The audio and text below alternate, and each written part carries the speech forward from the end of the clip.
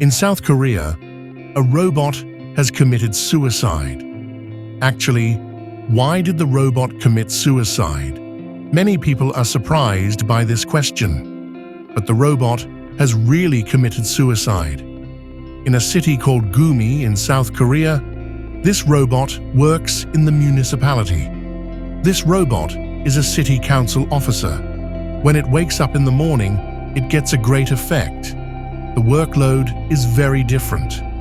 In this robot, human feelings and human sentiments have also come. In fact, from morning to evening, if you start work at 9 in the morning, you have to keep running from top to bottom until 6 in the evening. It is said that it will not come down to the metal. It will not come down to the elevators. City documentation, city promotion, all the work was done on this robot. Finally, this robot got sick. After getting sick, it jumped from 6 feet height and died. It is said to have committed suicide. The robot parts were torn apart.